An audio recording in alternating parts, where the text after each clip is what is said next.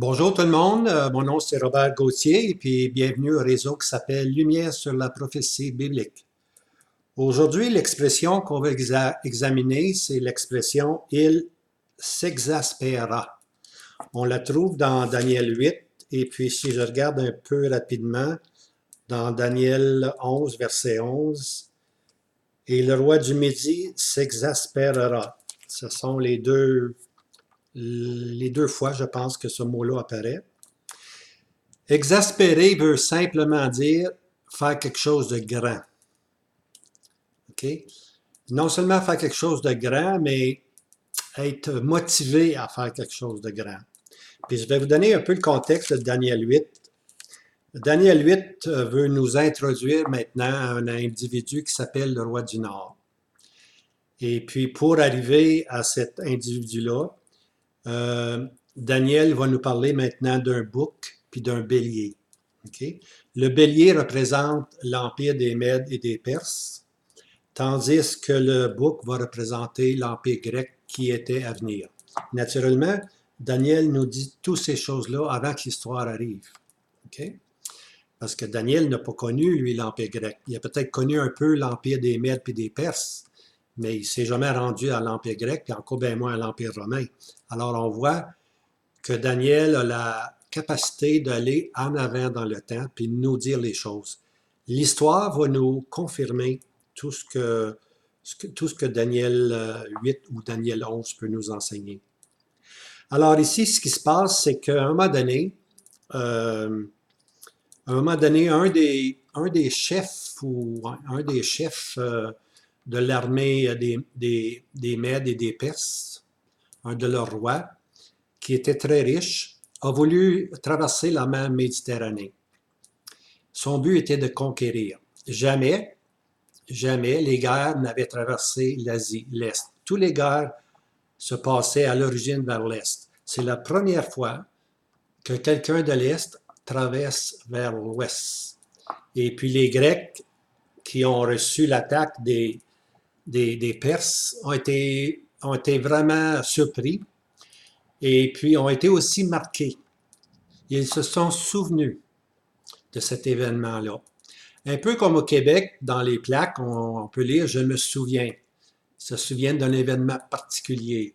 Alors les Grecs, la Grèce s'est souvenue de cette attaque et puis de père en fils, on a dit on a été attaqué par l'Est, mais il ne faut plus, souvenez-vous, il ne faut plus que ceci arrive.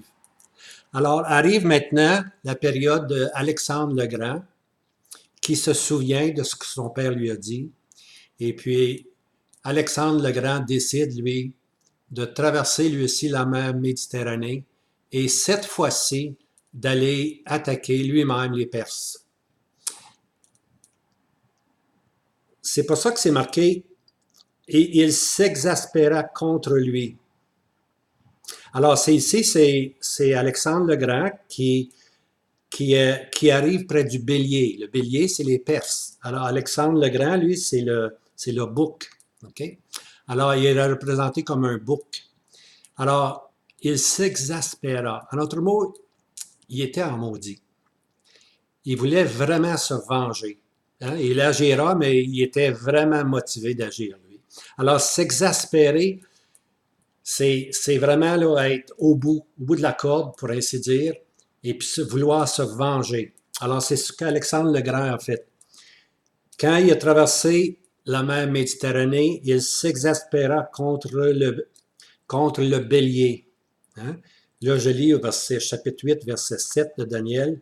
« Et je le vis arriver tout près du bélier, et il s'exaspéra contre lui et frappa le bélier.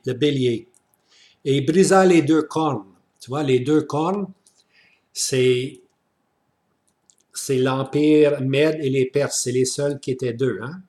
Alors, c'est pour ça qu'il a dit qu'il y a deux cornes pour nous aider à les reconnaître, pour savoir de qui on parle.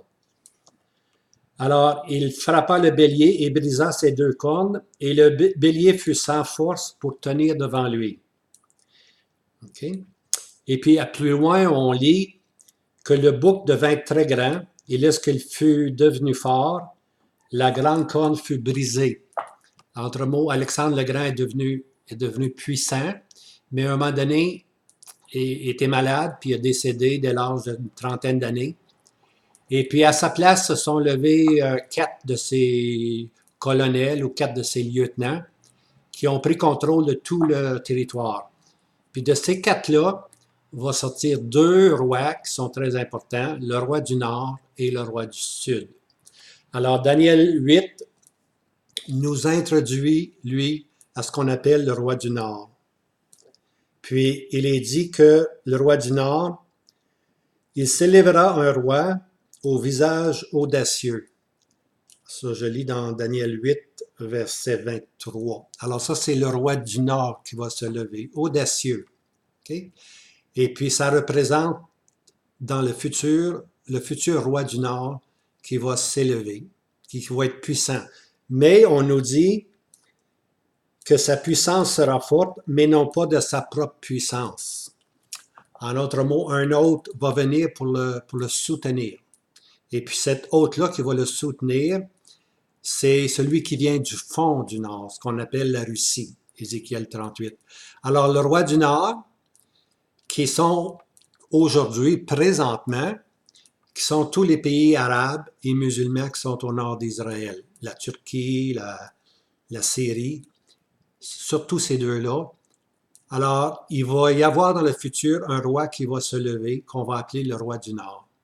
Okay? Il y en a eu un au temps historique, il y en a eu un roi du Nord, mais il va en avoir un autre, puis ce roi-là, maintenant, va vouloir détruire Jérusalem, mais il va être soutenu par un plus grand que lui. Okay?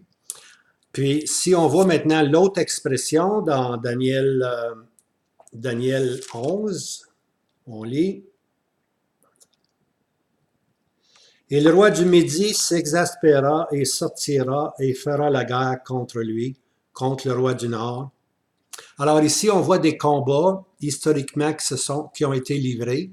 Le roi du Nord contre le roi du Sud. Ici, c'est un des rois qui s'exaspère. Le roi du Midi, c'est-à-dire l'Égypte, qui s'exaspère contre la Syrie, le roi du Nord. Et puis, on emploie encore l'expression « il s'exaspérera ».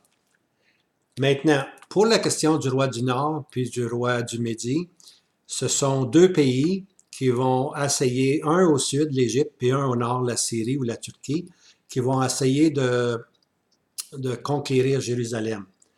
Lorsqu'on arrive à Daniel chapitre 11, à partir du verset 36, on est introduit à un roi qui agira selon son bon plaisir. Ce roi-là, c'est le faux roi, c'est l'Antichrist. Ça, c'est 11.36. On a l'Antichrist, il niera le Dieu de ses pères. On voit qu'il est juif, tu vois. Mais lorsqu'on arrive au verset 40, et au temps de la fin, on arrive à la fin, là, au temps de la fin, le roi du Midi heurtera contre lui et le roi du Nord fondera sur lui. Alors, tu as les 2 rois ici. Tu as le roi du Nord puis le roi du Sud contre lui. Lui, c'est le roi qui est à Jérusalem, c'est le faux roi, c'est l'Antichrist qui est là. Alors, ces 2 rois-là vont arriver dans la scène prophétique, puis vont essayer de saisir Jérusalem. Okay? Alors, tout ça, ça s'explique par la terminologie s'exaspérer. Hein? Il s'exaspérera. On voit qu'Alexandre le Grand s'est vraiment exaspéré, puis a conquis tout le royaume de la Perse, et puis après lui arrive ce qu'on appelle le temps des Grecs. L'Empire grec, ça arrive avec Alexandre le Grand, c'est 4 colonels, et puis plus tard va arriver encore un autre empire qui va être là au jour du Seigneur Jésus, c'est l'Empire des Romains. C'est le 4e empire. Les 3 autres empires, la prophétie nous dit qu'ils ont été détruits, mais une semence leur est restée. Par contre, la 4e empire, elle n'a jamais été détruite comme telle. Elle s'est simplement effritée. C'est l'Empire romain.